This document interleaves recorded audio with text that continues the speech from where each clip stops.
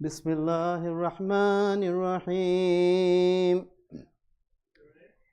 إنا أنزلناه في ليلة القدر وما أدراك ما ليلة القدر ليلة القدر خير من ألف شهر تنزل الملائكة والروح فيها بإذن ربهم من كل أمر سلام هي حتى مطلع الفجر صدق الله العلي العظيم.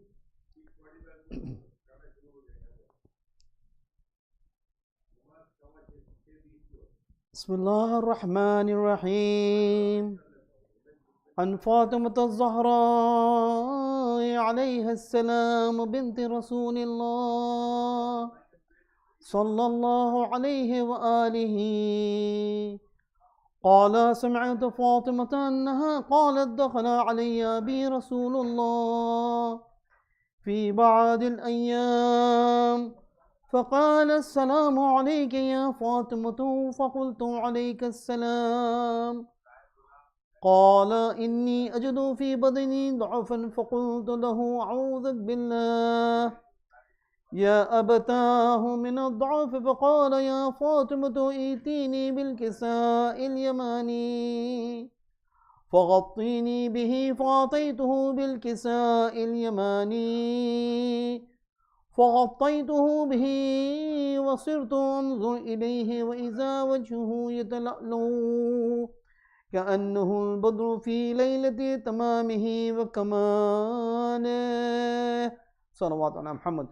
اللهم صل على محمد وآل محمد.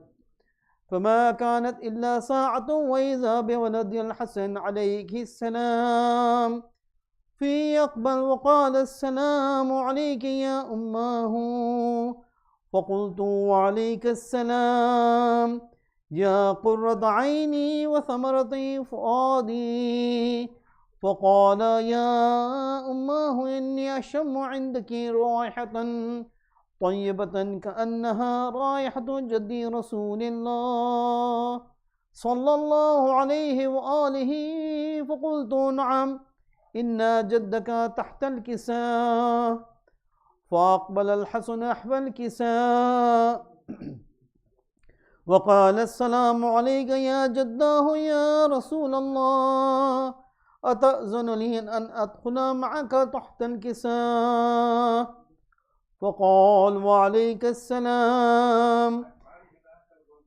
يا ولدي ويا صاحب حوضي قد أذنت لك فدخل معه تحت الكساء فما كانت إلا ساعة وإذا بولد الحسين عليه السلام قد أقبل وقال السلام عليك يا أماه فقلت وعليك السلام يا قرة عيني وثمرة فؤادي فقال لي يا أماه إني أشم عندك رائحة طيبة كأنها رائحة جدي رسول الله فقلت نعم إن جدك وأخاك تحت الكساء فدنا الحسين نحو الكساء وقال السلام عليك يا جداه والسلام عليك يا من اختاره الله أتأذنني أن أكون معكما تحت الكساء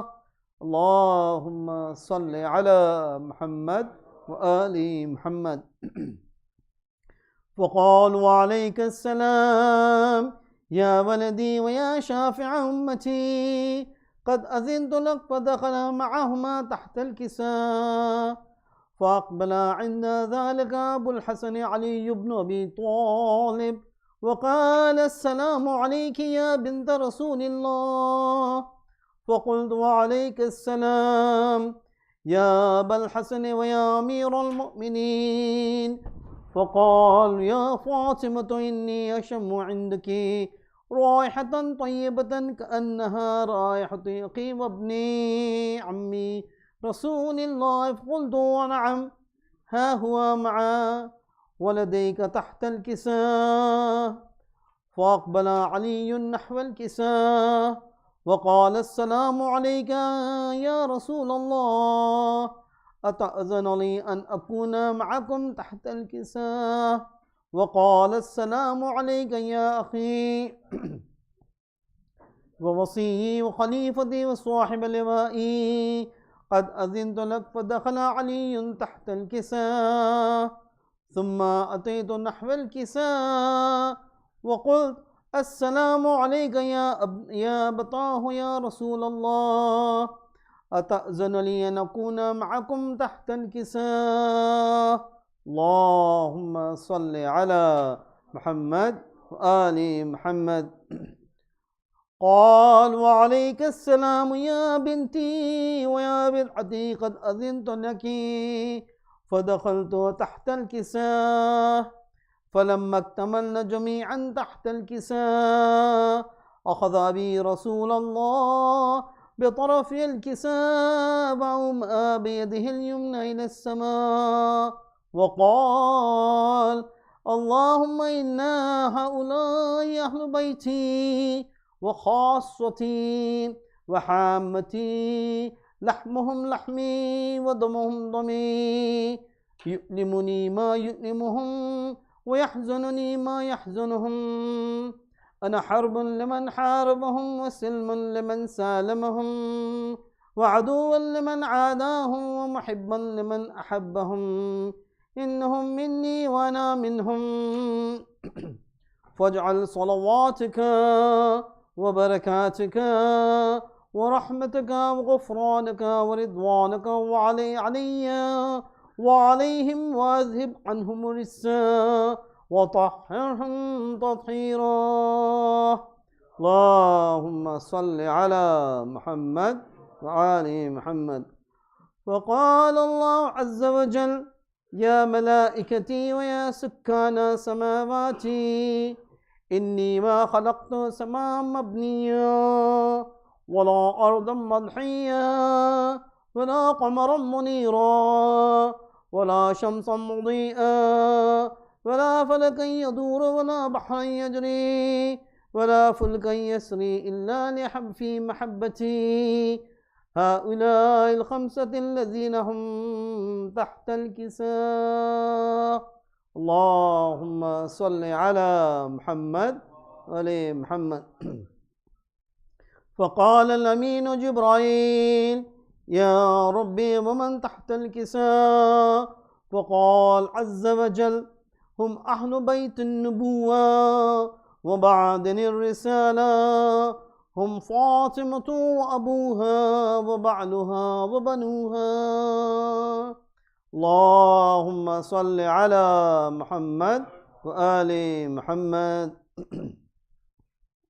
فقال جبرائيل يا ربي أتأذن لي أن أحبط إلى الأرض ليكون معهم سادسا؟ فقال الله نعم قد أذنت لك. فحبط الأمر أمين جبرائيل وقال السلام عليك يا رسول الله العلي الأعلى يقرئك السلام ويخصك بالتحية والإكرام ويقول لك وعزتي وجلالي إني ما خلقت سماء مبنيا ولا أرضا مدحيا ولا قمرا منيرا ولا شمسا مضيا ولا فلكا يدور ولا بحرا يجري ولا فلكا يسري إلا لأجلكم وأدخل معكم فحبط يأذن لي يا رسول الله. فقال رسول الله عليك السلام يا أمين وحي الله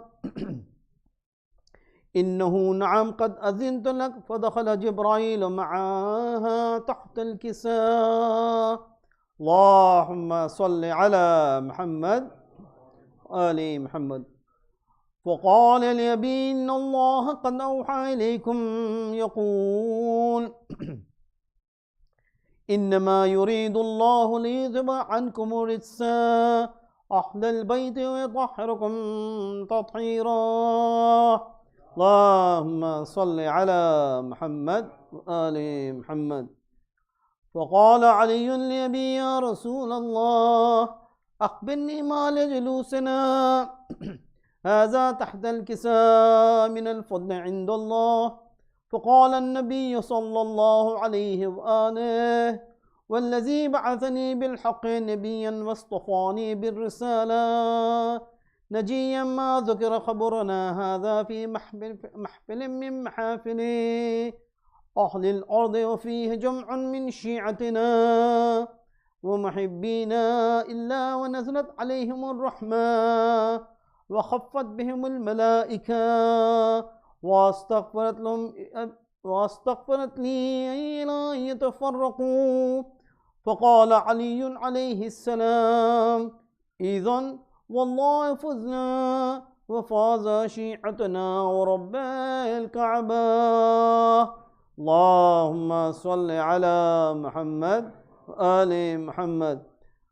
فقال بي رسول الله صلى الله عليه وآله: يا علي والذي بعثني بالحق نبيا واصطفاني بالرسالة نجيا ما ذكر خبرنا هذا في محفل من محافل أهل الأرض، وفيه جمع من شيعتنا ومحبينا، وفيهم محموم إلا وفرج الله همه، ولا مغموم إلا وكشف الله غمه، ولا طالب حاجة إلا وقضى الله حاجته. فقال علي عليه السلام: إذن والله فزنا وسعدنا، وكذلك شيعتنا فازوا وسعدوا في الدنيا والآخرة ورب الكعبة. اللهم صل على محمد وآل محمد عجل.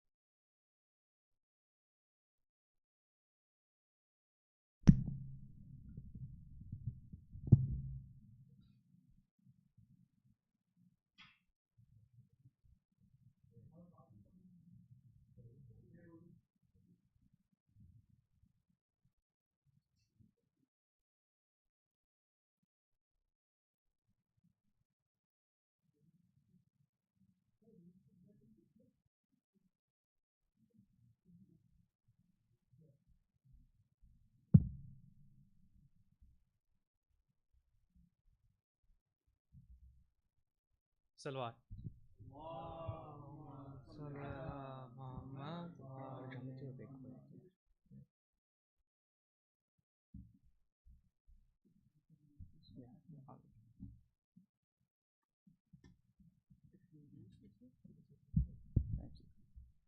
सलवात।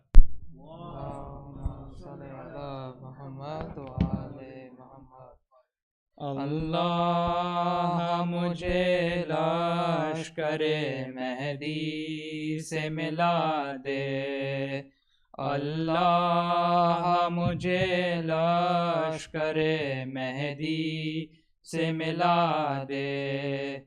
ऐसा न हुआ का मेरा हलमिन की सदा दे, नजरों को मेरी लाए के दीदार बना दे। पर्दा जो पड़ा है मेरी आंखों बा उठा दे, हादी ये ज़मा का रुखे पुरनूर दिखा दे।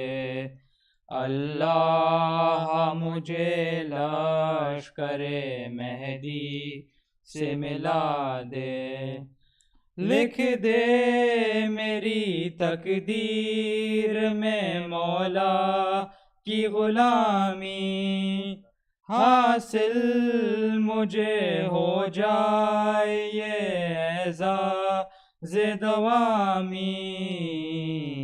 हर ख्वाहिश दुनिया को मेरे दिल से मिटा दे।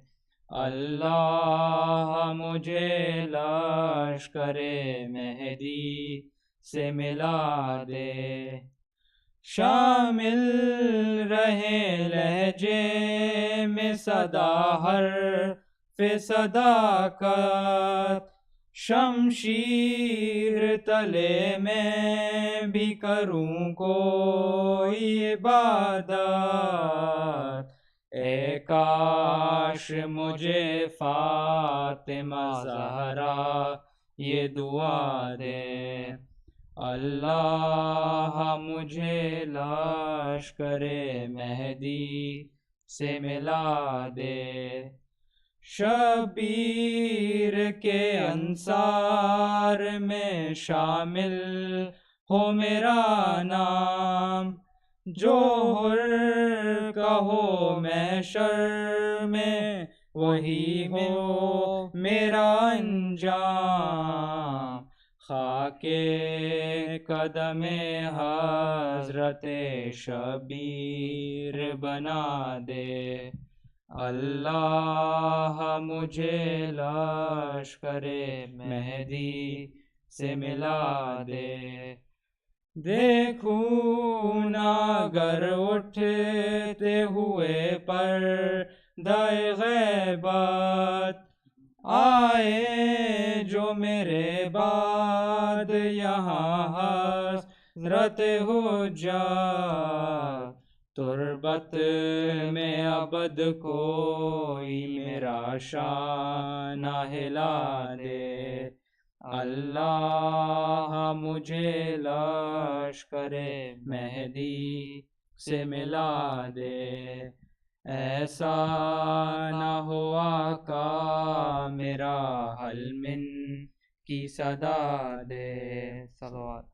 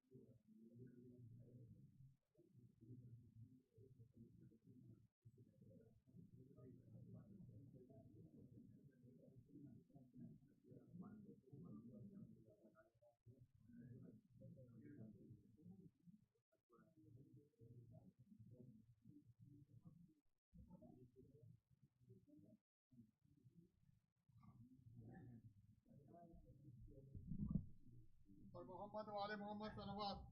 अल्लाहुम्मा सल्ली अला मोहम्मद व आले मोहम्मद वअज्जिल फरजहुम। अहले नज़र की आँख का तारा अली अली। अहले नज़र की आँख का तारा अली अली। अहले नजर की आँख का तारा अली अली, अहले वफा के दिल का सहारा अली अली अली, अहले वफा के दिल का सहारा अली अली। दुनिया में सबसे आला घराने के नूर हो, दुनिया में सबसे आला घराने के नूर हो, है इसलिए ही नाम तुम्हारा अली अली अली, है इसलिए ही नाम तुम्हारा अली अली। एक कैफ एक सरूर सा रहता है रात दिन, एक कैफ एक सरूर सा रहता है रात दिन, जब से हुआ है विर्द हमारा है अली अली अली, जब से हुआ है विर्द हमारा है अली अली। आज़म ये मग़फ़िरत की सनद है हमारे पास, आज़म ये मग़फ़िरत की सनद है हमारे पास, हम हैं अली के और हमारा है अली अली, या अली अल्लाहुम्मा सल्ली अला मोहम्मद व आले मोहम्मद। आज़म ये मग़फ़िरत की सनद है हमारे पास, हम हैं अली के और हमारा है अली अली, अहले वफा के दिल का सहारा है अली अली। अल्लाहुम्मा सल्ली अला मोहम्मद व आले मोहम्मद व अज्जिल फरजहुम।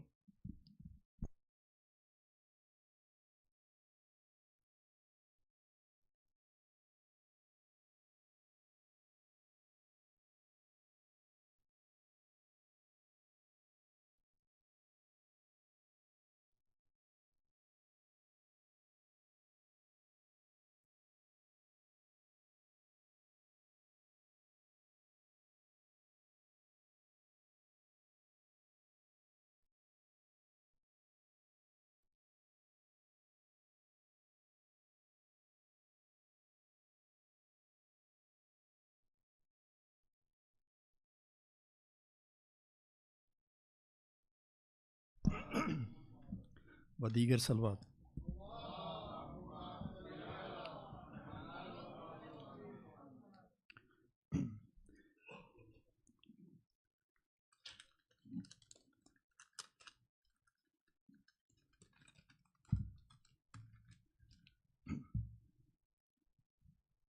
हुसैन बा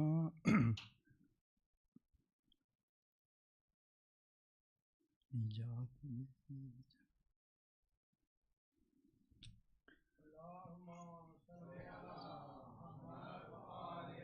भूल गया।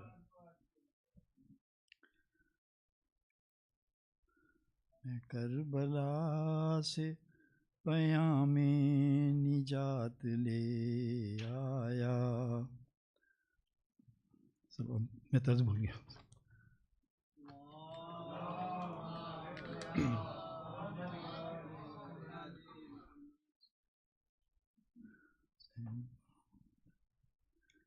हुसैन बांट रहे हैं निजात ले जाओ, हुसैन बांट रहे हैं निजात ले जाओ, चंद आंसुओं के वज़ कायनात ले जाओ, हुसैन बांट रहे हैं निजात ले जाओ। एक शायर जब गया करबला तो इमाम ज़माना की जद ने उसको क्या दिया, तो उसकी ज़बानी एक कलाम है। मैं करबला से पयामे निजात ले आया, मैं करबला से पयामे निजात ले आया, बस एक अश्क दिया कायनात ले आया, मैं करबला से पयामे निजात ले आया, किसी जवां की जवानी का वास्ता देकर, किसी जवां की जवानी का वास्ता देकर, बना के खुल्द के सब कागजात ले आया, मैं करबला से पयामे निजात ले आया, हुसैन इब्ने अली से रसीद बख्शिश की, हुसैन इब्ने अली से रसीद बख्शिश की, मैं मार मार के हाथ सीने तलक ले आया, मैं करबला से पयामे निजात ले आया, मैं ले गया था कलम और दवात साथ अपने, मैं ले गया था कलम और दवात साथ अपने, लिखा के दीन से सब दीनियात ले आया, मैं करबला से पयामे निजात ले आया, ज़हे नसीब अलमदार की इजाज़त से, ज़हे नसीब अलमदार की इजाज़त से, बसा के आँखों में मैं नहरे फुरात ले आया, मैं करबला से पयामे निजात ले आया, शफ़ाएं बाँट रहा है मेरा कलम शहज़ाद, शफ़ाएं बाँट रहा है मेरा कलम शहज़ाद, शफ़ा के शहर से कुछ मौजज़ात ले आया, मैं करबला से पयामे निजात ले आया, बस एक अश्क दिया कायनात ले आया, मैं करबला से क़यामे निजात ले आया। सलवात।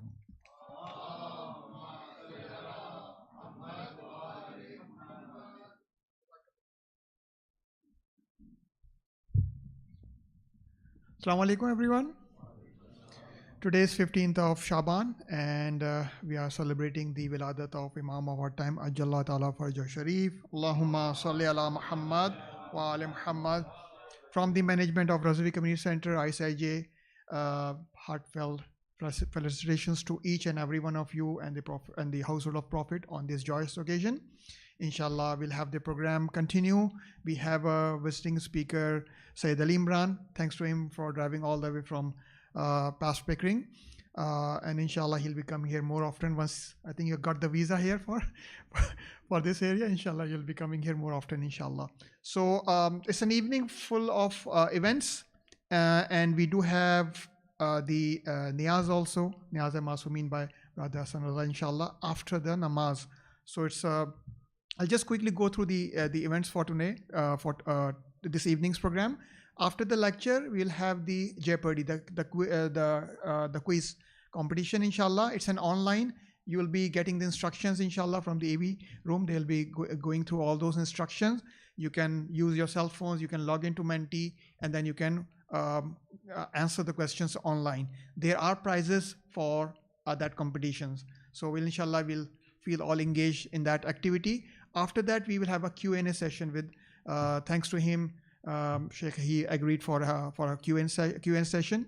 We will open the partition on ladies' side. We'll announce that, so make sure you are in proper hijab, and then we open one side of the ladies' partition. This way they will get more connected and inshallah be part of the Q&A session.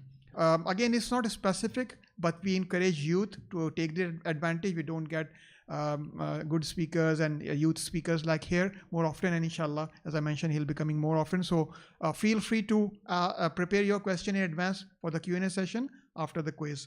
We'll have namaz, Jamaat Salat, inshallah, after the Q&A, and then we'll end with the Niyaz at the end of today's event, inshallah. Next event, we know Shab-e Jummah, regular Shab-e Jummah program at this center, 7 o'clock. We start every Thursday with Jamaat Salat and then recitations and lecture by Rasul Alim Maulana Sayyid Saghir Hussain. On Friday, we do Jamaat Salat. Jamaat is this week is 12:32, and then we do Fajr Jamaat Salat.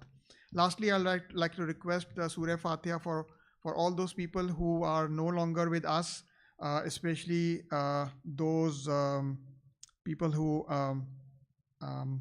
cannot make it this event. So especially those Marumeen, Mariam Ghulam Hussain Maulidina family, Ghulam Hussain Khaki family, Musa Virji family, Amin Nanji Kara family, Ramzan Ali Malik, Leela Bai Manik, Amir Bai Sundarji, Hasnan Rahim, Yusuf Ali Ghulam Hussain Maulidina, all those people, inshallah, for remember them and all our Marumeen, Kul Mu'mineen and Mu'minat, Muslim and Muslimat, Al-Fatiha.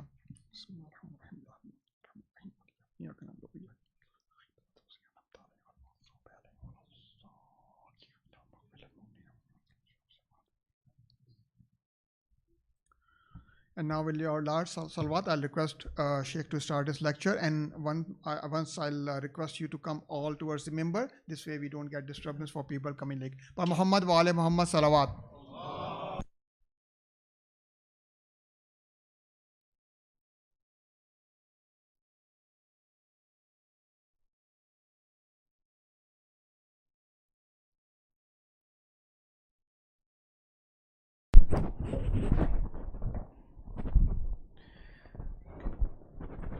أعوذ بالله من الشيطان الرجيم بسم الله الرحمن الرحيم الحمد والثناء لله رب العالمين باره الخلائق أجمعين الذي لا يبلغ مدحته القائلون ولا يحصي نعماءه العادون ولا يؤدي حقه المجتهدون ثم الصلاة والسلام على سيدنا ونبينا محمد وآله الطاهرين اللهم صل على محمد السلام على المهدي الذي يملأ الله الأرض به قسطا وعدلا بعدما ملئت ظلما وجورا صلوا على محمد وآل محمد محمد وآل محمد. أما بعد، فقد قال الله تعالى في كتابه المجيد وقوله الحق: بسم الله الرحمن الرحيم ربنا إنك جامع الناس ليوم لا ريب فيه إن الله لا يخلف الميعاد. Can we have one last salawat, inshallah? Allahumma salli ala Muhammad wa ali Muhammad. Respected brothers and sisters, Assalamu alaikum wa rahmatullahi wa barakatuh.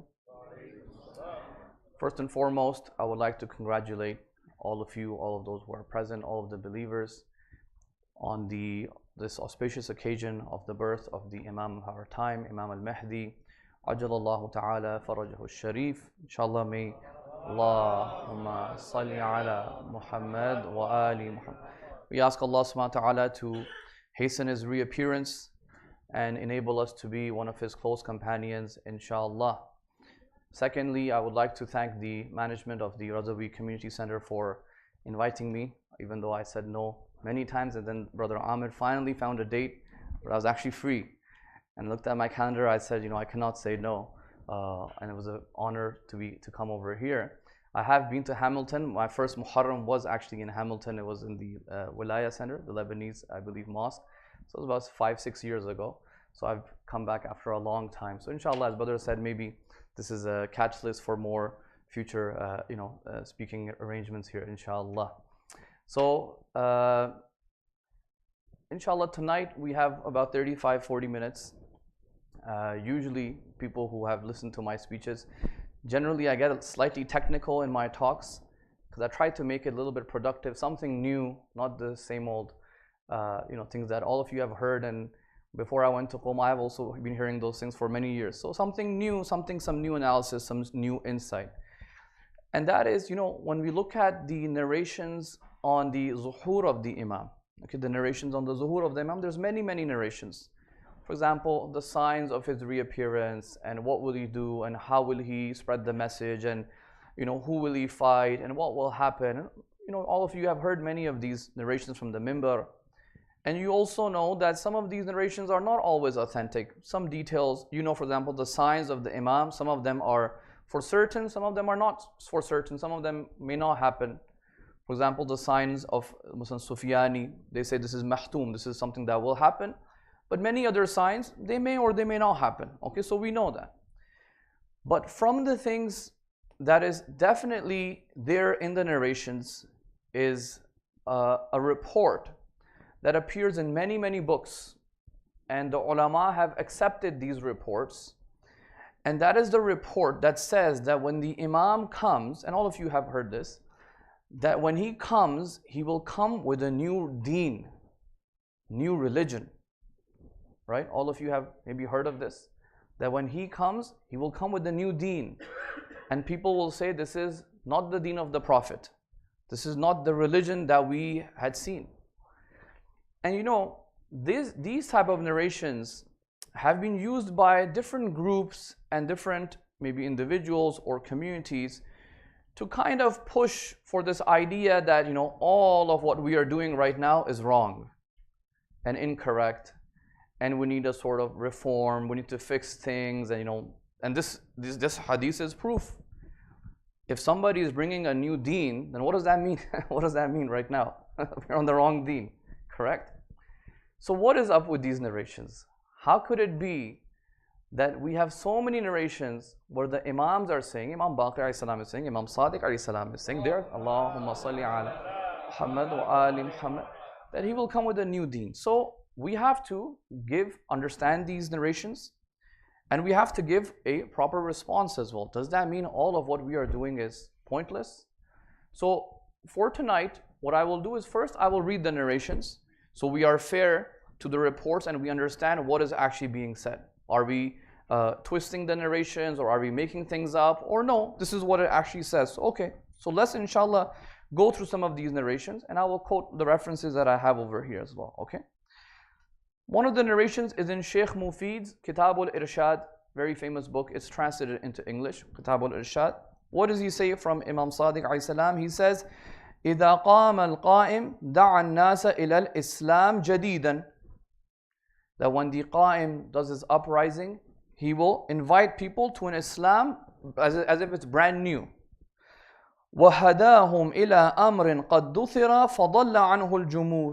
And he will invite them to a matter, to a deen that had been polluted and it had been ruined, and فَضَلَّ عَنْهُ الْجُمُورِ, and majority of the Muslims had become misguided from that deen.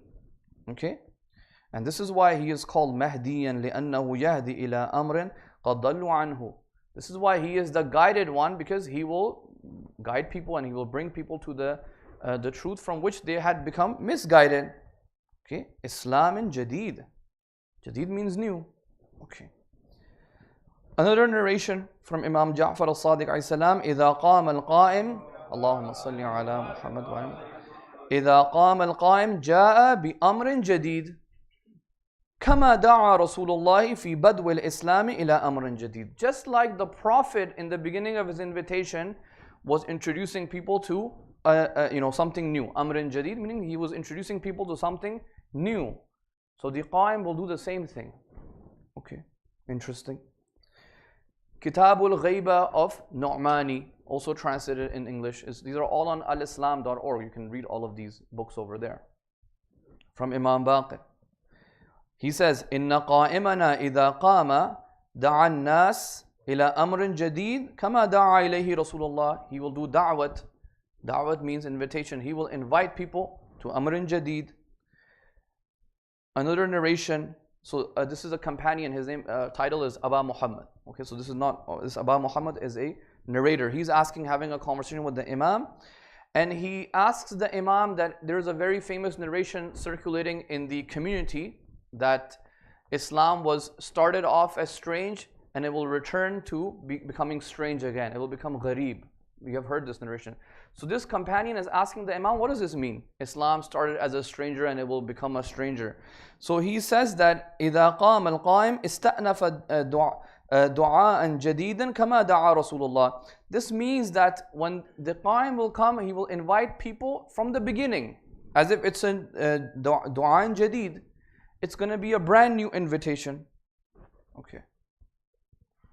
Let's do one second last narration from Imam Sadiq alayhi salam. This is from Abu Basir. Abu Basir is a tricky name. You know, he is called Abu Basir, but he's actually blind. Okay, it's a title of his for his Basira. And usually in the narrations, Abu Basir always narrating to what's his name? Ali bin Abi Hamza al-Bata'ini. Ali bin Abi Hamza is actually his guide. So that's why Abu Basir always narrates to him, because he is his guide. Okay. So Abu Basir says to Imam Baqir alayhi salam, he says, I have heard from your ancestors that إِنَّ الْإِسْلَامَ بَدَأَ غَرِيبًا فَسَيَعُودُ غَرِيبًا كَمَا بَدَأَ فَطُوبَى لِلْغُرَبَاءِ. Same, he's asking that I have heard this narration that Islam began as a stranger, it will return back to being strange. Okay, وَهَذَا حَدِيثٌ مَعْرُوفٌ يُرْوَى عَنْ رَسُولِ اللَّهِ صَلَّى اللَّهُ عَلَيْهِ وَآلِهِ وَرَوَاهُ كَثِيرٌ مِنَ الْخَاصِ وَالْعَامِ. Okay, so he is saying that it's such a famous narration, everyone in the community is narrating. Sunni, Shia, Aam and Khas, everyone narrates it. So then what did Imam Sadiq alayhi salam, he says to the Imam, Ishrah li hadha, ju'altu fidak ibn Rasulullah. He says, يَسْتَأْنِفُ الدَّاعِ مِنَّا دُعَاءً جَدِيدًا كَمَا دَعَى رَسُولُ اللَّهِ. This is what this narration means. صلوا على محمد وآل محمد.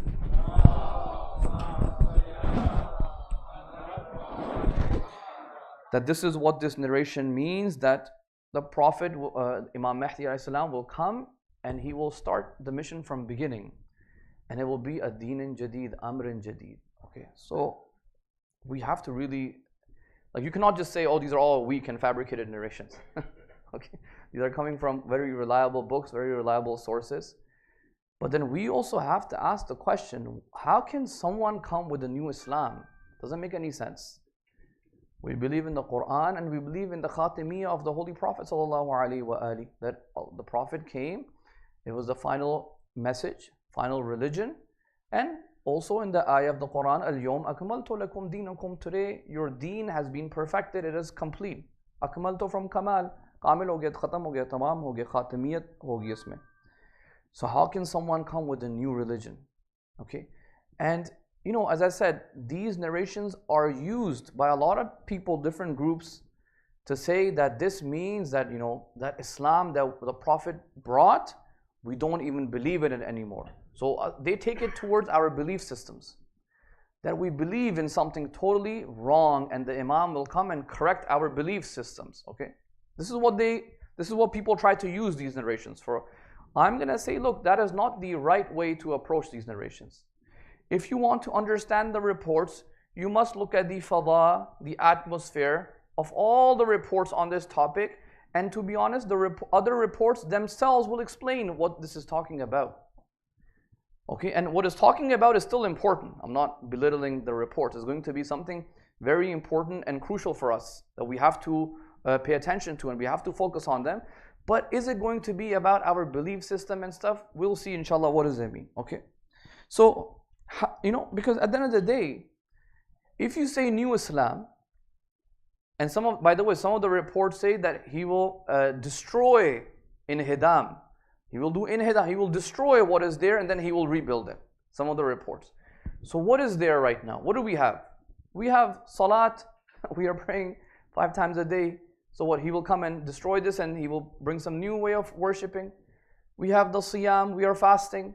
So what? He will get rid of the fasting and he will say, sorry, you have to fast from Maghrib till Fajr. Is he going to change that? Like, we got that wrong? Is he going to say, sorry, the Hajj, you're not even supposed to do a Hajj. You're supposed to go somewhere else, some other city. So look, the Muslims are doing. We're praying, we're salat, siyam, we're doing the furu' deen. So how can you say all of this is just nonsense and, you know, all of this is wrong? And the Imam will come and he will show us a salat that we have never seen that style of salat before. Or he will show us a fasting that, you know, we will say, ye kaun sa roza hai? We've never seen this type of a fast. That's what you would assume Islam Jadid means. But you have to think about, how can that be true? Then you're saying, from the time of the Holy Prophet till now, the Muslims, no Muslim ever learned how to pray. No Muslim ever fasted correctly. Because these are things that have come down by what they call tawatur. Tawatur means these are mass transmitted. Salat, a little bit differences, hand on the chest, hand on the side, even within their own mazhab they have differences. Siyam, you know, this time is Maghrib or this time. These are little changes. If the Imam is going to come and change that, we will not be shocked. We're not going to say, oh, you brought a new religion. Right now there's ikhtilaf even in our own fuqaha, time of Maghrib. Right? You know, time of Maghrib is ikhtilafi issue. Fuqaha have given ihtiyat. Let's say the Imam comes, he says, you know what? Ahlul Sunnah, their fast was that timing is correct. Will we say, oh my God, you brought a new Islam? We're not going to say, you brought a new Islam, a new book, you brought a new book. No, these are minor fiqhi differences. Okay, we messed up, big deal. But when you say Islam Jadid, it's like saying, no, Aslan, the fast, this was not even wajib. Or the fast, it was supposed to be from Maghrib till Fajr. That was the fast. Or salat, the 5 times, it was supposed to praying, the timings of the prayer was something totally different. Then if he says that, then we will say, yeah, Islam Jadid, but we cannot entertain even that possibility. We cannot entertain that possibility. Or let's say belief systems, right? Belief systems, if the Imam comes and he will correct our beliefs, if he says to the Ahlul Sunnah that, hey, on the Day of Judgment, you cannot see Allah with these eyes.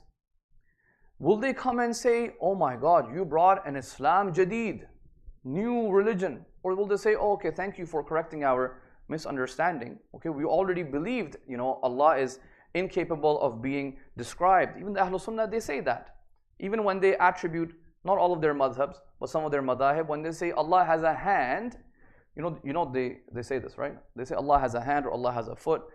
Even they say, okay, we're not describing the kayfiyat of this hand. Okay, so Imam will come and say, don't even say this, forget the kayfiyat, don't even attribute this. They will not come and say, you brought a new religion, or a new kitab, or a new something. They will just say, okay, you corrected our misunderstanding. Same with us. We have many differences of opinions in Aqidah, and different scholars have different opinions on. The philosophers are different than the mutakallimin, and mutakallimin are different than the urafa. They have different ideas about God, but these are just corrections. Imam is not going to come and say, hey, there are two gods. If he says that, I will say, okay, yeah, that's a new religion, new Islam. So if he even fixes something, it's going to be something that's going to be these differences of opinion. So then what on earth is Islam Jadid? What on earth is Islam Jadid? Okay, so let's figure it out. So as I said, one of the narration that is proven is these narrations that say there will be an Islam Jadid. Brothers and sisters, the other set of narrations that is also established and repeats again and again and again in our books is the very famous narration that the Imam will come and يَمْلَوْ الْأَرْضَ قِسْطًا وَعَدْلًا كَمَا مُلِئَتْ ظُلْمًا وَجَوْرًا. This, everybody knows this, right? That the Imam will, so why do they keep mentioning this narration? Because they are showing the main goal of the Imam, the purpose of the Imam. That the Imam will come and fill the earth with justice, adl and qist, just like it will be full of injustice. So this established view should become our criteria to analyze the other reports on this, in this topic. Because you're trying to figure out what is the hadaf of the Imam. Okay, the hadaf of the Imam, very well established. The Imam will come and he will fill the earth with justice. Aslan, that's why we are waiting for justice. Someone come and give us justice. Adal, Adaliyah, that's why we call Adaliyah as well. We believe that Allah subhanahu wa ta'ala is all just. So there has to be some justice on this earth as well that has to come. So if that is the purpose, that is the gharad, or that is the hadaf, objective, then these other narrations, we should probably try and understand and interpret them through this lens. But we don't have to interpret them on our own. In fact, you will see narrations where the Imams themselves are going to tell you, hey, Islam Jadid means this, justice. Okay? So now look at this. Okay? Can I have a salawat, please?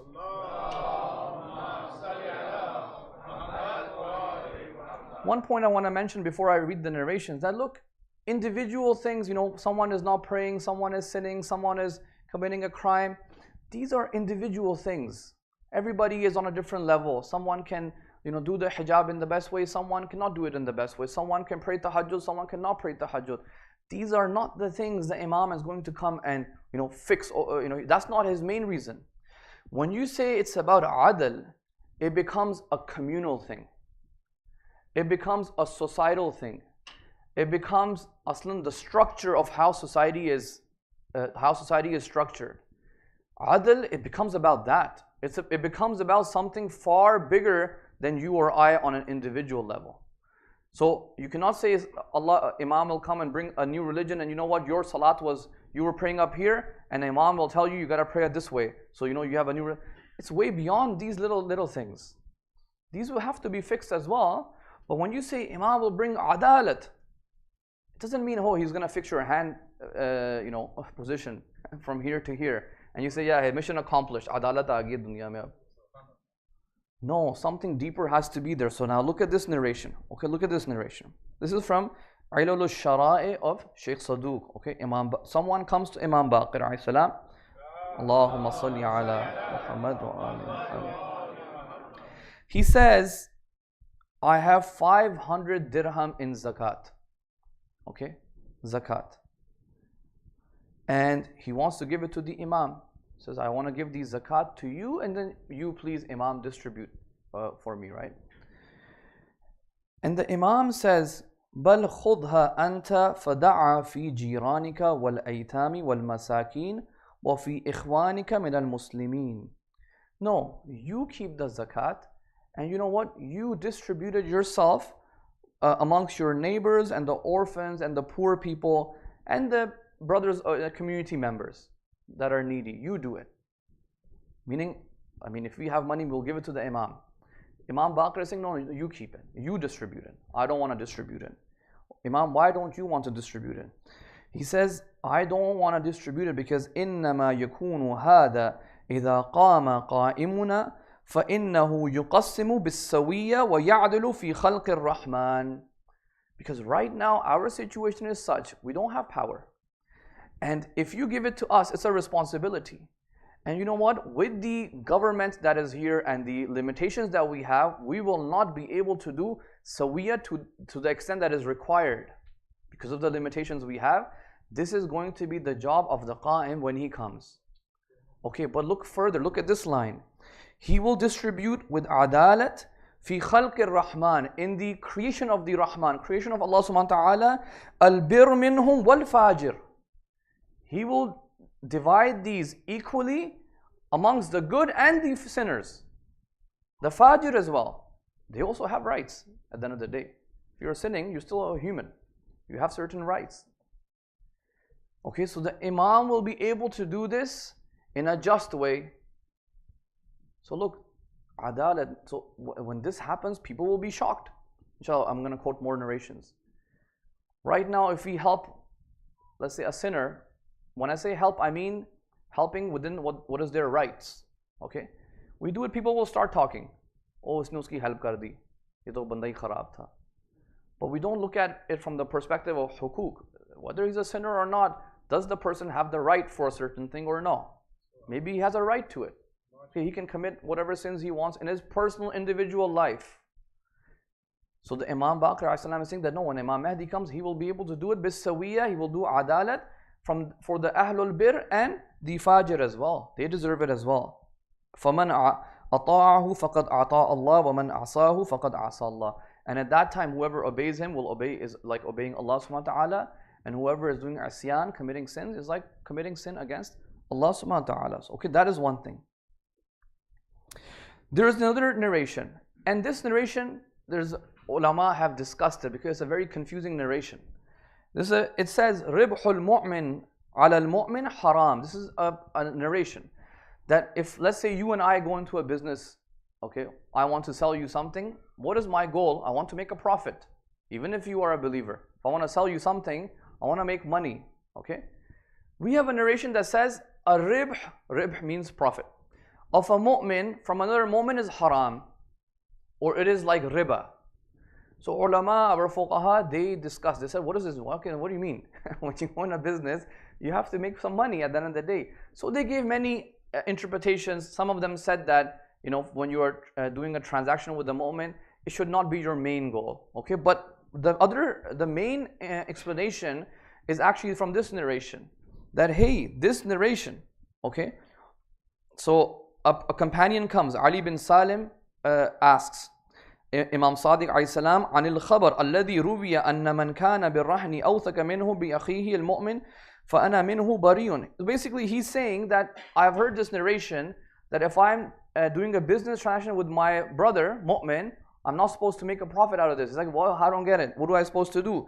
Imam says, ذَلِكَ إِذَا ظَحَرَ الْحَقِّ وَقَامَ قَائِمُنَا أَهْلَ الْبَيْتِ قُلْتُ فَالْخَبَرُ الَّذِي رُوِيَ أَنَّ رِبْحَ الْمُؤْمِنِ عَلَى الْمُؤْمِنِ رِبًا مَا هُوَ. He says, what is this narration? قَالَ ذَاكَ إِذَا ظَحَرَ الْحَقِّ وَقَامَ قَائِمُنَا أَهْلَ الْبَيْتِ وَأَمَّا الْيَوْمِ فَلَا بَأْسَ بِأَنْ يَبِيعَ مِنَ الْأَخِ الْمُؤْمِنِ وَيَرْبَحَ عَلَيْهِ. He said, this is going to be the time when the Qa'im is here, and there's going to be so much justice in the society that when you are doing a business transaction, it will just be to fulfill your hajat, not to make profit out of your brothers. Your gharad, your prime, because you can have primary and secondary goals when you're coming into any transaction. Okay, you want to sell something, your primary goal may be to make money, secondary goal may be to, for example, whatever, you want to do something with that object. It could be like that, right? So this narration is saying when the time of the Qa'im comes, if your intention is to make money out of your brother, that's going to be haram. You don't have any need for profit like that. You should just be taking and selling and buying for your hajat. If you need to buy something, let's say, I don't know, fruit or vegetable or something. But that idea of upselling and making profit, it will become haram, or it will become like riba in the time of the Qa'im. So when people see this, what will they say? This is Islam Jadid. But it's not Islam Jadid. It's just justice. It's just adalat. It's there, it's already there in the reports. Okay? Look at this. Kitabul Irshad Shaykh Mufid. إِذَا قَامَ الْقَائِمِ حَكَمَ بِالْعَدْلِ فَلَا يَجِدُ الرَّجُلْ مِنْكُمْ يَوْمَئِذٍ مَوْضِعًا لِصَدَقَتِهِ وَلَا لِبِرِّهِ لِشُمُولِ الْغِنَى جَمِيعَ الْمُؤْمِنِينَ. When the time of the Qa'im comes, people will not be able to find a place to give their sadaqah. Why? Because everyone will be ghani. There will be no need. Right now, we get excited when we send these charity boxes home for the orphans, for the widows, different charity organizations, and we say, mashallah, this much charity our community has given, and please give it. But the Islamic and the time of the zuhur, the mindset is different. If you have too many charity boxes, something is wrong. You haven't solved the poverty issue. You haven't solved the systematic oppressions that exist in your nizam. Our mindset should be one where we are trying to solve the root causes. Why is there poverty, or why are, for example, orphans suffering, or why are there widows don't have the things available to them, for example? What are the societal vices that exist where the communities cannot allow these people to be mustaghni? There's systematic problems, right? So when the Imam comes, he will bring adala, and people will say there's nowhere to give sadaqah. They will say this is a new religion. There's no sadaqah in Islam. No, it's not no sadaqah. There's no need anymore to give sadaqah. So people will, of course, they will say he came with the Islam in Jadid. But this is not. It's not a new Sharia though. It's a new. It's going to be a change of perspective. It's the same thing. But when the roots of evil are finished, when justice is prevailing, you start looking at the world differently. That's all that's going to happen. Not that he's going to come and change some aqidah of yours and change some structure, salat of yours, and you're going to say, oh my God, he came with a new religion. No, it's more practical. It's more about well-being of individuals, of the community members. That's what it's about. That's the point of religion. Akhlaq, raising the moral values of the community. Inshallah, I will quote one narration about what are we supposed to do in the ghaiba. Who is a muntadhir? We always talk about intidhar al-faraj. What does it mean to do intidhar? I will quote an exact narration where the Imam actually defines. He even says, فَهُوَ muntadhir. This is a muntadhir. Inshallah, I will quote that narration in a bit. Okay, so this is one other narration. So the criteria that the Imams have given of this, of a religious community, a community that is built on justice, on religiosity, is actually justice, adala. And if we are trying to prepare for the Imam and we want the appearance to happen sooner, obviously we also believe we have an obligation as a community. Obligation doesn't mean now we just pray more and we fast more.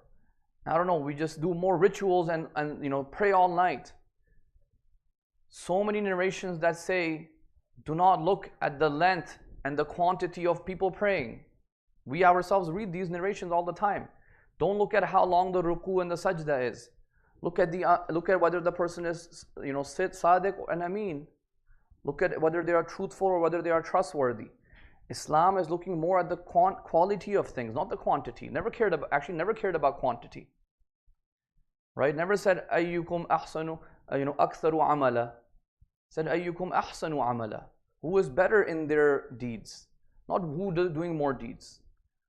So if our communal objectives are more on doing more things, that's not really preparing for the Imam.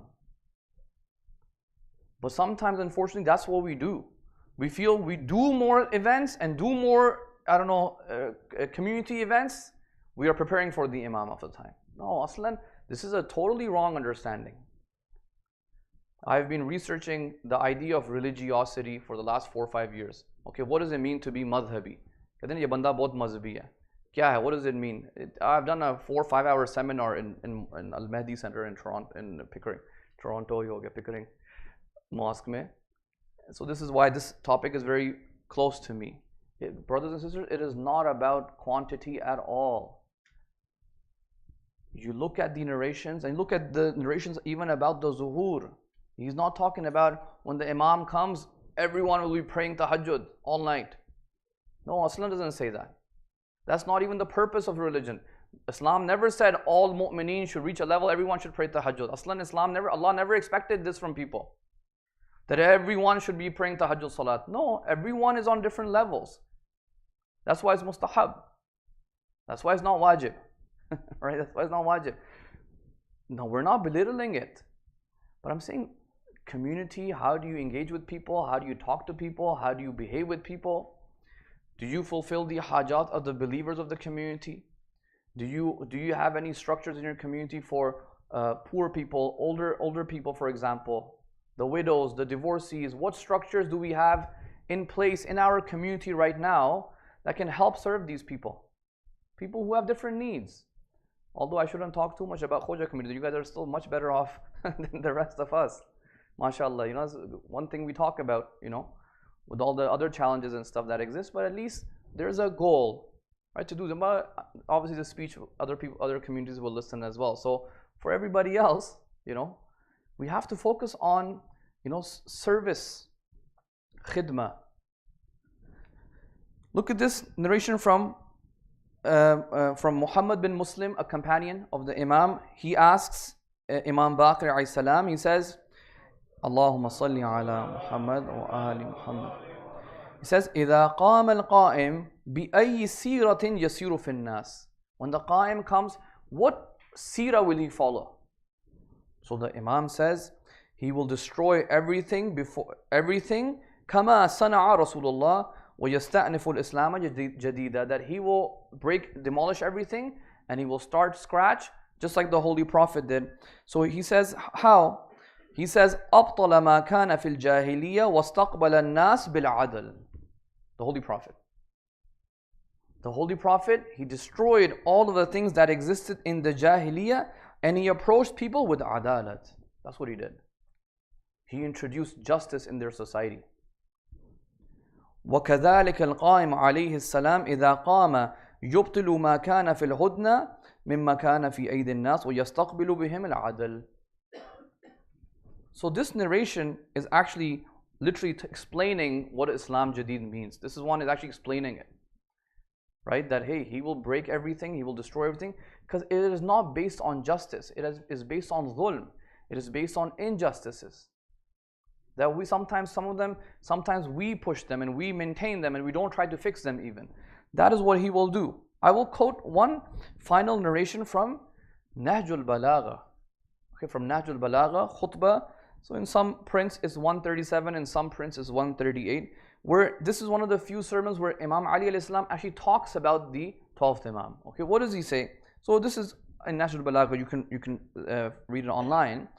He says, حتى تقوم الحرب بكم على ساق باديا نواجدها مملوءة أخلافها حلوا رضاؤها ألقما عاقبتها ألا وفي غد وسيأتي غد بما لا تعرفون يأخذ الوالي من غيرها عماله على مساوي أعمالها وتخرج له الأرض أفاليذ كبدها. That when the end of time comes, beware, tomorrow will come and the man who will come in power, not from this crowd, talking about the Qa'im, the man who will come in power, not from this crowd, will take to task all of those who were formerly appointed for their ill deeds. So people who are in positions of power. That the Qa'im will come and he will go after the people who are in power. Political powers, governors, presidents and kings, and not just national kings, but even on community levels, people who are in power, people who are taking responsibility to take the community in a certain direction. Okay? These people, Imam Mahdi is going to come after them. Why? Because of their ill deeds. And the earth will pour forth its eternal treasures and fling before him easily her keys. So the earth will open up for the Mahdi. Okay? He will show you the just way. فَيُرِيكُمْ كَيْفَ عَدْلُ السِّيرَةِ. He will show you what the adalat of the seerah of the Holy Prophet is. By the way, when Imam Ali was in power, it was the same problem. People were saying, "Ye kya kar rahe hain aap?" It was adalat. That's what we talk about is justice, right? And just his justice, it made people uneasy. People said, "What are you doing?" And he kept saying, "This is the seerah of the Prophet. This is the seerah of the Prophet." So he's saying the same thing here, that when the Imam comes, فَيُرِيكُمْ كَيْفَ عَدْلُ السِّيرَةِ وَيُحْيِي مَيِّتَ الْكِتَابَ وَالسُّنَّةِ, that He will revive the Quran and the Sunnah which have become mayyit. That's what, look, all of these reports are now explaining for us very clearly that Islam Jadid does not mean new teachings. No, never said, doesn't mean that.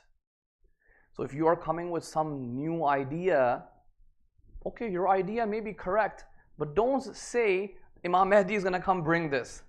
Don't say that, because this report has nothing to do with what you are doing. Your idea may be unique, may be good, may be bad, may be wrong, may be right, I don't know. We can discuss your ideas. But don't say, hey, I'm bringing a new idea and guess what? This is what Imam Mahdi will do anyway, so I'm doing his job for him earlier. No, these narrations have nothing to do with what you are doing. If you want to do what he's doing, then bring justice in your communities. Then talk. Then talk. Say, Imam will come with a new religion, meaning he will apply justice. I want to create justice in our small community like this. Want to go as much as we can towards adalat in our own communities. Do we have the mindset, the foresight, the knowledge, the education? Where is our, for example, money being spent as a community? Okay, I'm working at a school. I lead a school in Scarborough, right? Sometimes it does hurt me, you know, when I see the money that is being spent in our communities on things, which are good things. They're not bad things, but we don't have this idea of prioritization. We don't understand it, right? There's something called in usul we learn. It's called tazahum. Tazahum, okay? Tazahum means two good things, but you must know which one to prioritize. We have lost that understanding. Sometimes we think this is more important, but according to the teachings of Islam, you will realize, wait, no, something else was more important. For example, education, children's education, schooling, that's way more important than, for example, giving iftar every night. Okay? Or spending 100,000 on, I don't know, food. If Imam Hussein was here and you asked him, Imam, should I, help a school, for example, or help in education, or should I feed the whole community for the whole month? What do you think he will say? What do you think he will say? Pardon? Yeah, well, he's the same Imam. You know, when I was a kid, I didn't believe this narration, but then when I read it, I was like, oh, it's real. Because sometimes Maulanas read narration and pata nahi ye sahi baat hai ki khud hi maar rahe hain. No, but when I read, I was like, oh, subhanallah, this is authentic. That someone taught Hazrat Ali Akbar the Bismillah and the Surah Fatiha. मुझे बचपन में बहुत शक था इस पे, because it says Imam ने उसको इतना पैसा दिया.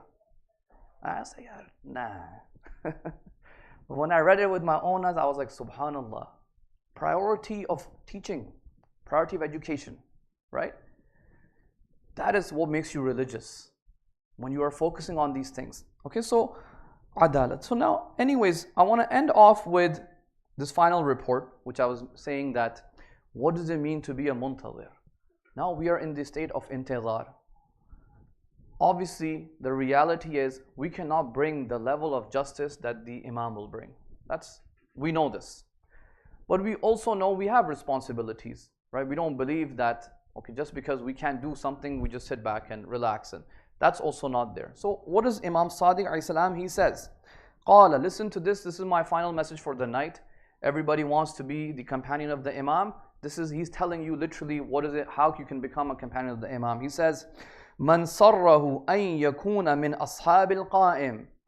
If I tell you, brother, guess what? You will become one of the ashab of the qa'im. Does that make you happy? If I tell you, brother, you will be the ashab of the qa'im.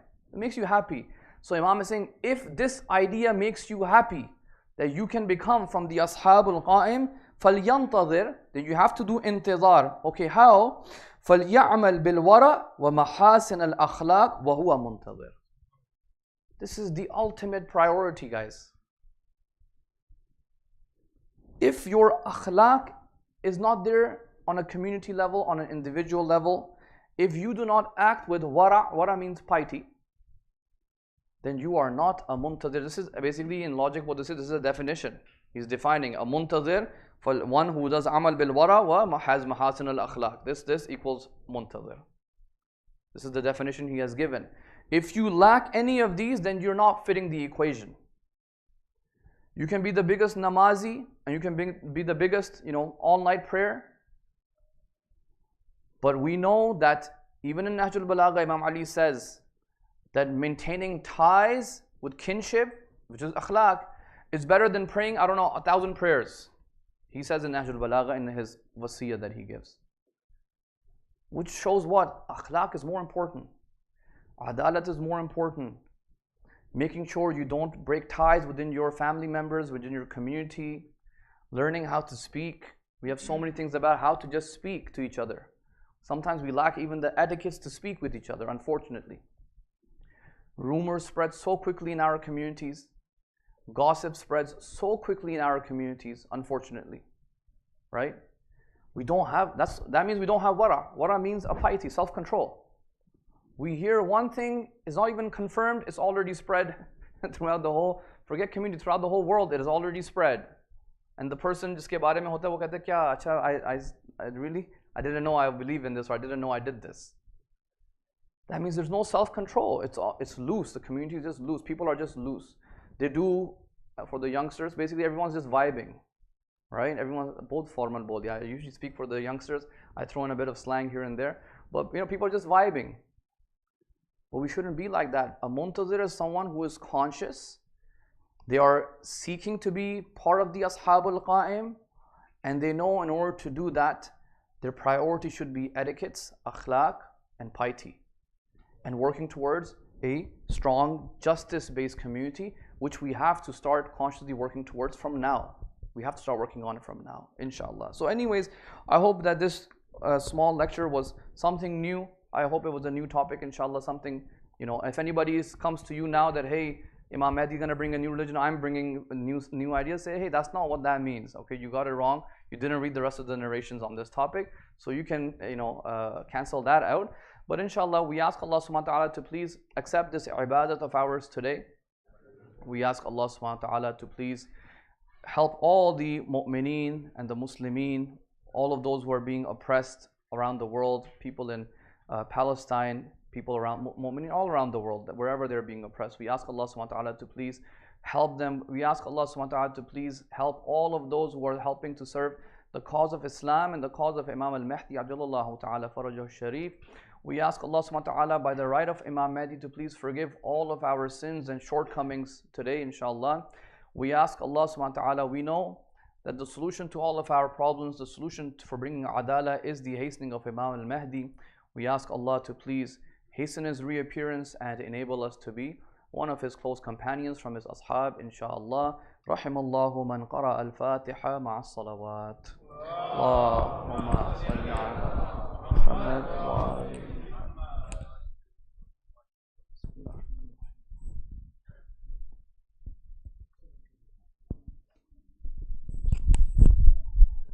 Can we have a loud salawat for Sayyid Ali Imran?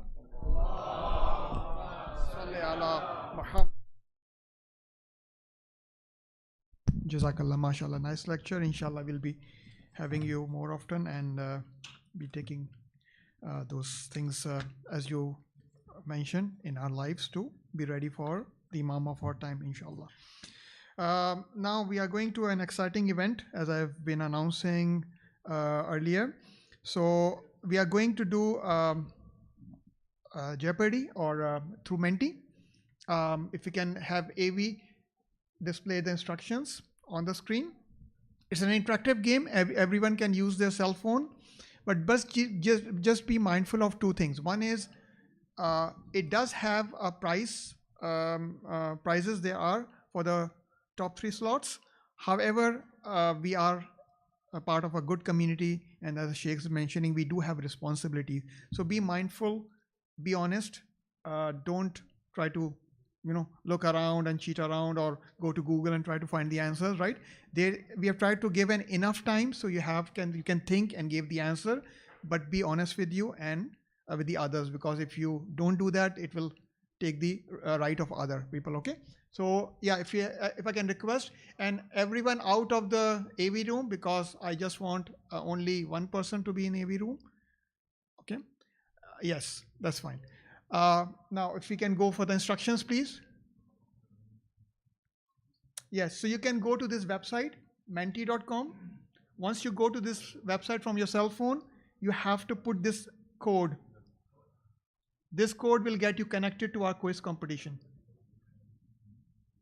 This is for ladies side also. If you can see on the screen, www.menti.com. Once you go to the website, it will ask you for the code. The code is 24865309. Menti.com, code is 24865309. Once you join, put your name. Remember, put your name in such a way that is clear enough, because at the end we need to know who is the winner, so we give him the right prize. And this is for open for all. There's no age limit. Whatever age group you belong to, ladies, gents, kids, whoever, more than welcome to join this. The questions are also general and everyone should be able to answer, inshallah.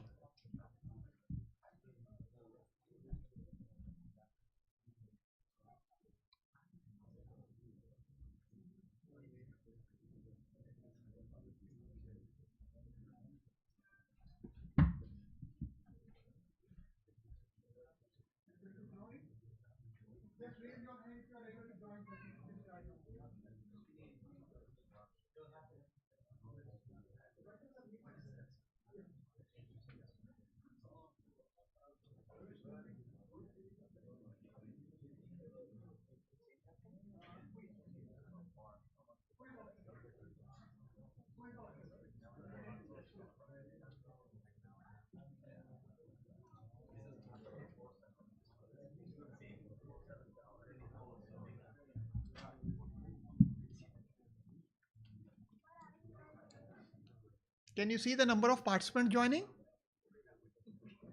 Yes, mashallah, very good. Okay. Wow, I didn't expect so many people, mashallah. Good. It's good we are getting engaged in this activity. So I think we are good enough. We should be starting in next few seconds. Good from your end, Avi? Ready? Oh, just okay. Just wait for a few more seconds. I think people are still joining in. Just be mindful, once you go through one question, you have to come back and I have to wait for you. So every question I ask, people will have to go to the next question so I can see them. They are here, right? One by one. There will be about 20 seconds between for you to answer. Once you get the question, I'll be reading it from here, but you can see on the screen or your cell phone, whichever way you are comfortable. I'll be yes. Yes. So what you will have, the question appears on the screen. It will stay for about few seconds and the answer comes in. There'll be A, B, C, D. Out of the 4, you have to press whatever the answer you feel is the right answer. So every question will have 4 choices, A, B, C, D, and you just click on that, whichever you feel is the right answer. Okay.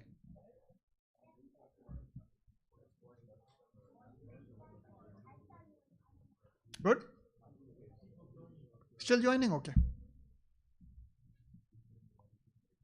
We'll give a few more seconds.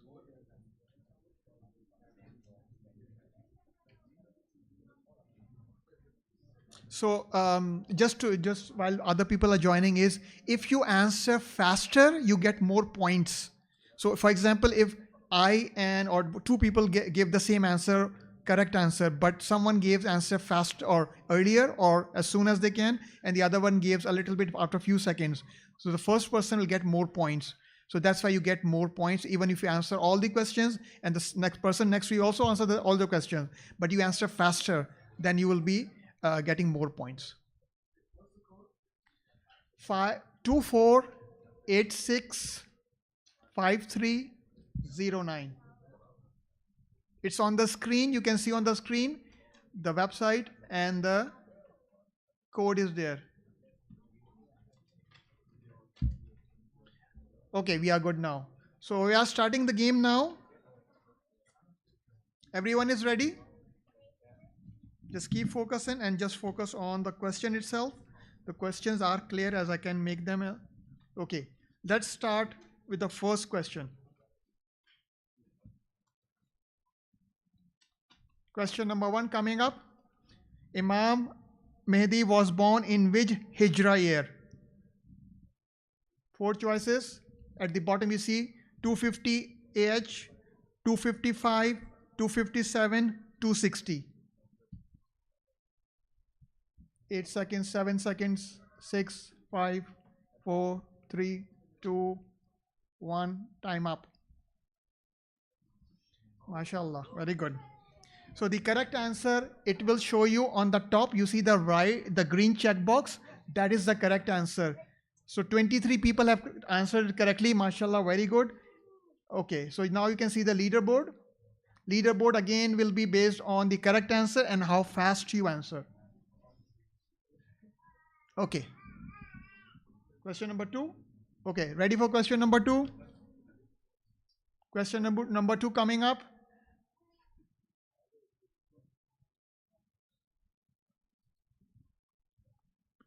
Question number 2 is, how many years was the Ghaibat al-Sughra, which is minor occultation of Imam Mahdi? Answers are 40 years, 59 years, 69 years, 72 years.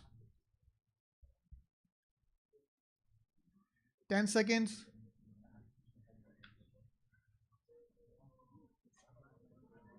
3, 2, 1. Time up. Okay, so the correct answer is 69 years, which is the third choice. Now let's go to the leaderboard.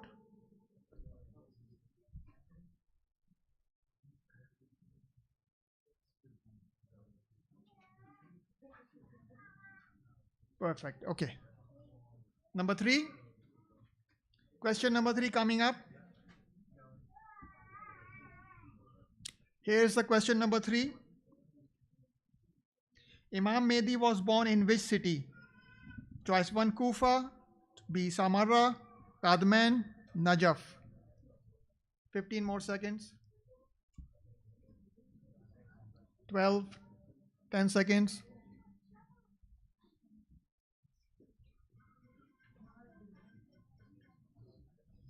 2, 1. Time up. Samara is the right answer. That's true. 46 people. Very good. MashaAllah. This is a good answer. Everyone knows that, as many people. Let's go to the leaderboard.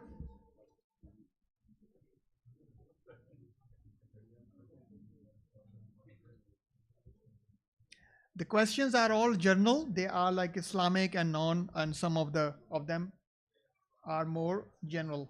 MashaAllah, good. Okay, let's go to the next question. Question number 4. It will need your Quranic knowledge for this question, number 4.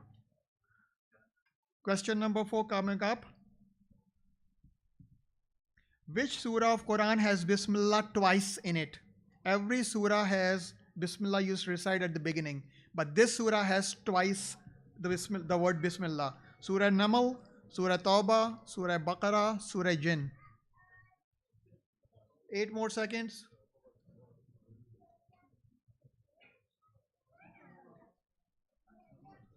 Time up. MashaAllah, very good. Surah Naml is the right answer. 24 people have answered it correctly. That's perfect. Let's go to the leaderboard. MashaAllah. Sister Ali Ali is leading all the way still. Wow, that's good. And Muhammad Sadiq Pulsani. MashaAllah. We have good competition going on. Let's go to the question number 5. Again, a question related to Quranic knowledge. Question number 5 is, how many times Bismillah appears in Quran? 113, 114, 115, 116. Just to give you an idea, there are 114 surahs in Quran, right? So you have to be mindful of which surah has Bismillah, which surah does not have Bismillah. You have to be mindful of that. MashaAllah. Yes. So the answer is 114. The reason for that is Surah Tawbah does not have Bismillah. However, Namal we just say has Bismillah 2 times, which means 113 plus 2 again, 101 more add to that. 35 people have answered. That's good.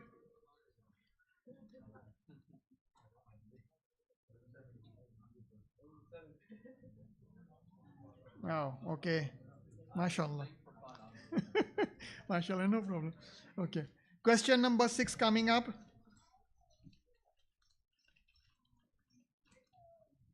This question is about Nahjul Balagha, as Sheikh was saying.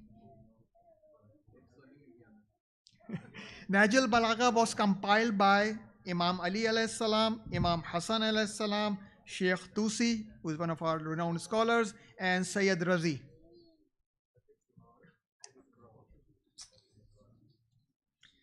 Nahjul Balagha was compiled by which of the 4 options we have? Everyone has voted. Let's see. The correct answer is Sayyid Razi. It is the sayings and khutabat of Imam Ali. However, it was not compiled by Imam Ali. It was compiled by Sayyid Razi.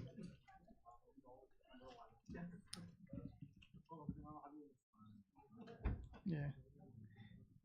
That was some sort of tricky question because it does contain the sayings and khutbat of Imam Ali, but it is not compiled by him.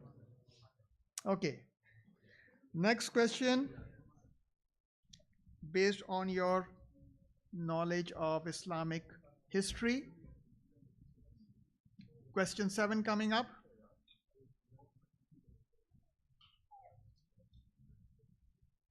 The Hijra calendar started from which year? 570, 610, 622, 632. The Hijra here started from which Gregorian year? 5 more seconds.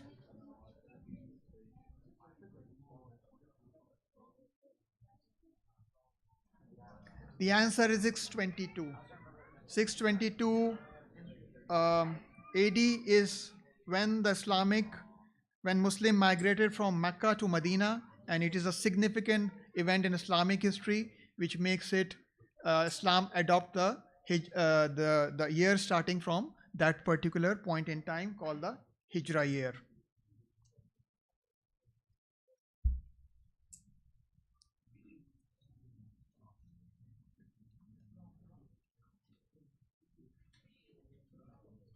MashaAllah. Good. Let's go to the next question. Again, a question from Islamic history. Question number 8 coming up. People are still coming back. That's good. Okay, here's the next question. Question number 8. Hazrat Ammar Yasir, a companion of Holy Prophet, was martyred in which battle? Badr, Uhud, Siffin, or he was not martyred in any battle? He just died a natural cause. 3 more seconds. And the correct answer is Siffin. That is correct. And it just goes to one historic significance. Prophet said to him that he will be killed by a rebel group. And you know, against Imam Ali, who was there, Muawiyah, right? So that also proved one of the truthfulness of Imam Ali, that he was on the haqq, and the person who is against him was not correct, who is the rebel, according to the narration of Holy Prophet, where he said to Ammar bin Yasir, you will be killed by a rebel group. Okay, next question is not from Islamic history. It's more of a general question. We have adopted a few questions from here, so it's more of a sports question, and it's a general sports, so hopefully people can answer that. So question number 9 coming up. A question from sports. Here is the question. Which country is currently the men's FIFA World Champion? A. Argentina, B. France, C. Spain, D. Brazil. Which country is currently the FIFA World Champions? 3 more seconds. Argentina is the right answer. It was a final between France and Argentina, and a tough final. Hope everyone have enjoyed that, and eventually Argentina won that World Cup, or the last World Cup for the men's. Leaderboard is still almost the same people. Almost, yes. Okay, it's good. MashaAllah, good competition. Next question, question number 10. It's more of the country we live in, Canada. Here's the question. How many provinces are there in Canada? 8, 10, 12, 13. How many provinces in Canada?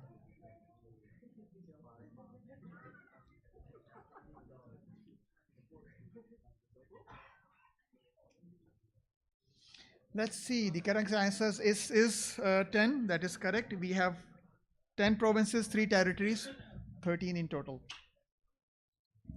Okay.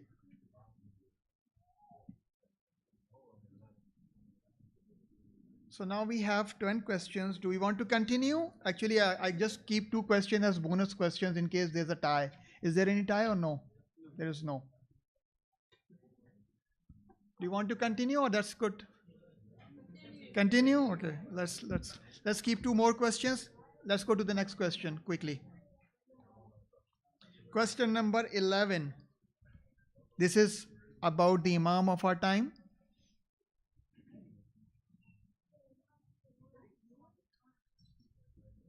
Imam has 4 deputies, special deputies.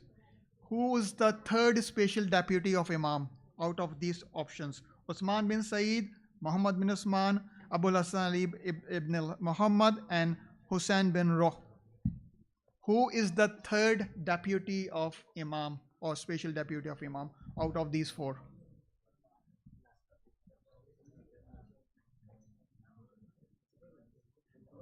The answer is correct. That is Hussein bin Roh. He is the 3rd deputy. Can anyone tell me the sequence? Who's the first, who's the second, who's the 3rd one? Yes.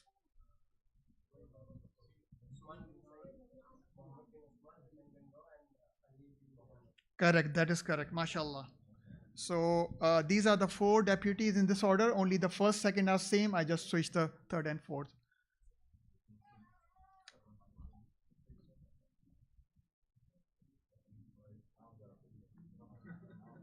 The last question, again about Canada.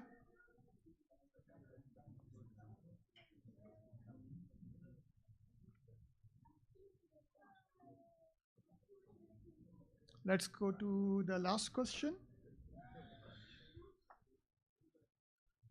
Who is the leader of opposition in Canadian Parliament? A. Jagmeet Singh, B. Pierre Poilievre, C. Justin Trudeau, D. Andrea Horwath. Leader of opposition, official opposition in Canadian Parliament. 5 more seconds. Up. Pierre Poilievre, that's correct. He is the leader of opposition in Canadian Parliament. MashaAllah. Let's look at the leaderboard, the final results.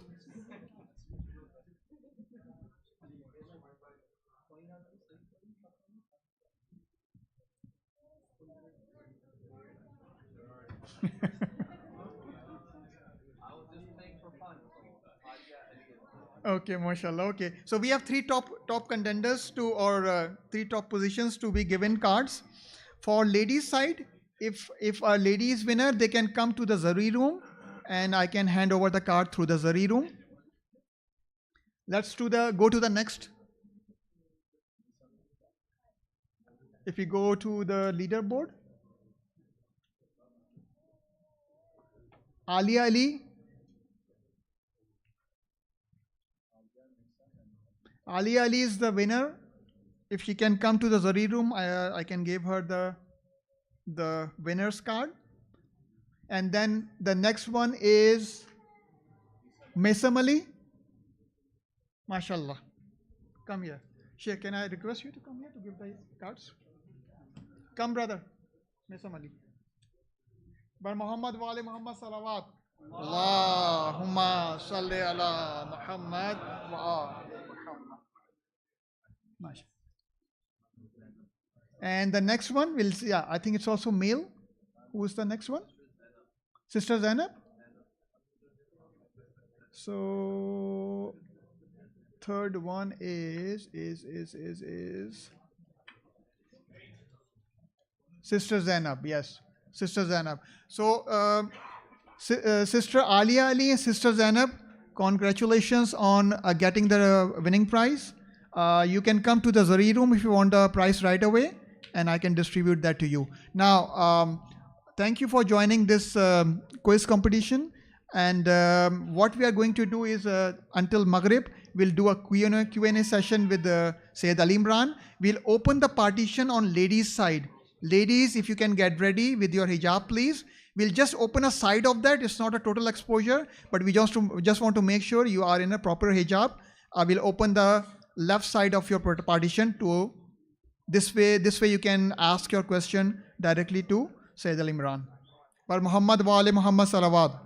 Allahumma salli ala Muhammad wa ali Muhammad.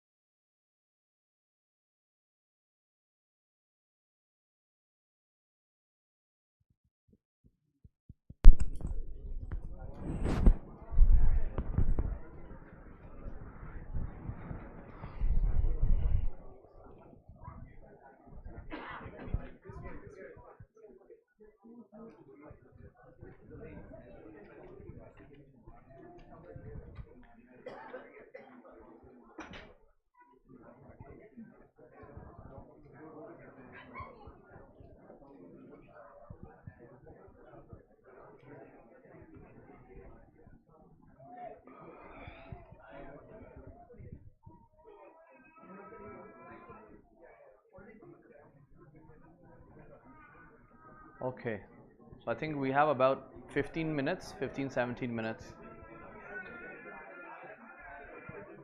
So if there are any questions about my topic or anything related to the topic, I may be able to answer them. If you want to go outside the topic, then I'll have to see if I have anything to say about that topic or not. But well, we have about 15 minutes. Either I can sit here and you can continue to stare at my face, or yes, brother. Ladies, there's a question and answer session. Anybody would like Yeah. to ask a question? Imam Ali Islam clear and he said in the lecture that Yeah. then what happened?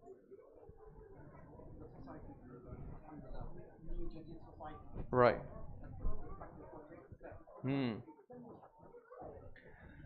Look, I mean, human life. Yeah. So I'll just repeat the question. Yeah, sure. So the question is basically that, okay, so the Imam comes and he has sort of established justice in society, and then what? So what after that? Look, after that, nothing. Human life continues, and it's not the case that sins won't take place or crime won't happen. No, these things will continue to exist, but they will be dealt with with justice. At the end of the day, in this world, in this realm, it's not the realm of perfection. So you can never have total perfection in individuals. You will always have people who will commit crimes, they will commit sins. There will always be an opportunity for people to continue to move towards perfection. But the structure of the society will be based on justice. Okay, so no, life will continue. And I was just reading one narration today actually.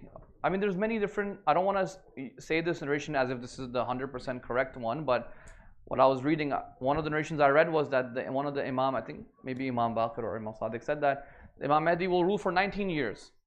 And then okay, after 19 years even he will, as according to some traditions, he will also be killed. Right? So according to some traditions, even he will be killed. And at the end of the day, that is just a preliminary for the Day of Judgment. Right? So no, life will continue, and nothing more than that is going to happen. Like justice has to be established. Allah subhanahu wa ta'ala has kept him as the final awaited savior for that same reason. Now there are other things attached to that, right? Like, so people who will believe in him, people who will reject him, people who will masalan take him as a joke, and then what will happen to them. There's all these discussions around that, because people's salvation in the hereafter will be tied to that, right? And they say that the hujjah will be completed. Itmam of hujjah, meaning the proof would have been completely established at that time, and at that point anybody who rejects, there's no excuse, no udhr for them. In this era that we are in right now, which is also sometimes called the era of Hayra, the time of Hayra, confusion.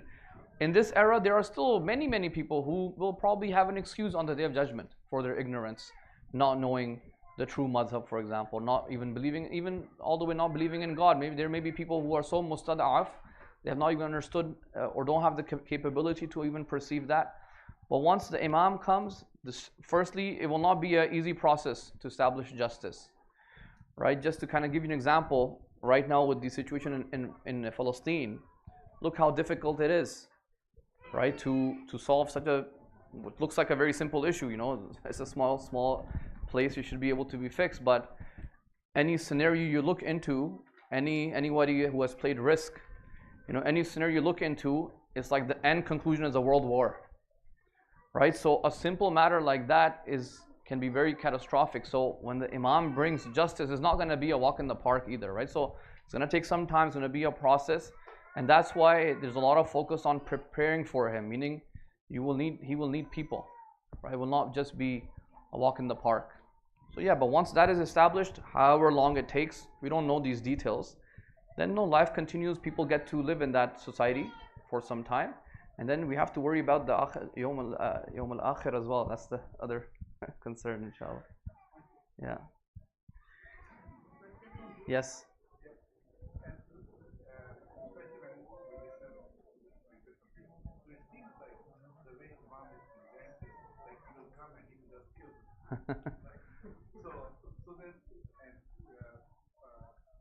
And even they give combinations from the different groups, and they prove it. But while our Imam is the lover of humanity, yeah. so how we can just in the hadith corpus, right? Anytime you start focusing too much on just one set of narrations, it looks like this is all what Islam is all about. And this is the problem that occurs even over here.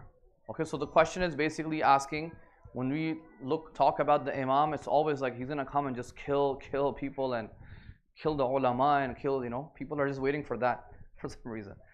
No, this is the problem when, with anything, not just with the hadith, anything in life, Ibn Battuta, his rihla, right? His rihla. He talks about, China, he talks about different places. And when you read his rihla, you're like, he says, China was like this. If you are naive or you're not a student of history, you will come and say, you know what? In the time of Ibn Battuta, Chinese people did this, for example. But you must understand, Ibn Battuta is just a single person, who's just looking at a very specific geography from his very limited lens. Okay? And that's all he's describing. So you cannot say Ibn Battuta ke zamane mein China is tarah tha. No, China ka size dekhein and look at the size of China and look at what Ibn Battuta saw, right? So perspective is very, very important. So even when it comes to the narrations, if all you do is just look at those narrations which exist, you will think, oh my God, this is all it is. The Imam has the army of anger and it will be ruthless. But the moment you balance it out with other, it's like the Islamophobes. What do? They're like, your prophet is a warlord. All he did was fight. And if you emphasize just on that, all he did after Medina, Badr and Uhud and 52 wars and battles and raids and expeditions, the whole seerah after Medina is just a war and killing and bloodshed.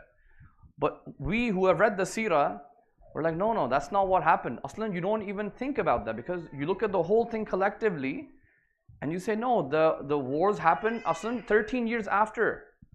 You were not even allowed to fight in the first 13 years. They happened afterwards, and even those had reasons. They were raiding because the Makkans had taken their wealth and houses. So, the perspective all changes. But if you just focus on that, which let's say the Islamophobes do, then you paint a one-sided image of it, right? And same thing happens with Imam Mahdi as well. It's not going to be just, coming and killing. But look, that is there. That will also happen. There will be wars. There will be battles. There will be people who will be killed for not listening, not following, not joining, for example, the army. Because as I said, once the hujjah is completed, Imam hujjah is completed, there's no udhr left. There's no excuse left. So no, you're right that there should be a balanced perspective on this. But for that, we have to look at all the, like even just today, if you just look at those narrations, Islam Jadid, and you're going to say, Aslan, everything we're doing is wrong and we're going to bring. But the moment you start looking at the other narrations, you get a better picture, essentially. This is very, very important in any understanding of religion. Anything you want to understand, you have to try and look at your best at the whole picture, as much as you can, as much as we have the resources and sources for it. So yeah. If sisters and ladies have any questions, they have a mic, I believe. You guys have a mic, so feel free to, just turn on the mic and you can ask, inshallah. Ladies, Jashan mein zara, they're more interested in other things, so, which is good.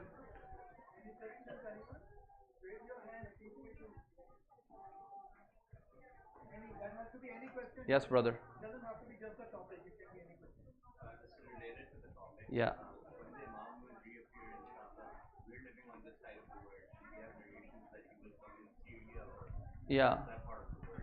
What will our responsibility be in the nation now while we're doing our 9 to 5 here?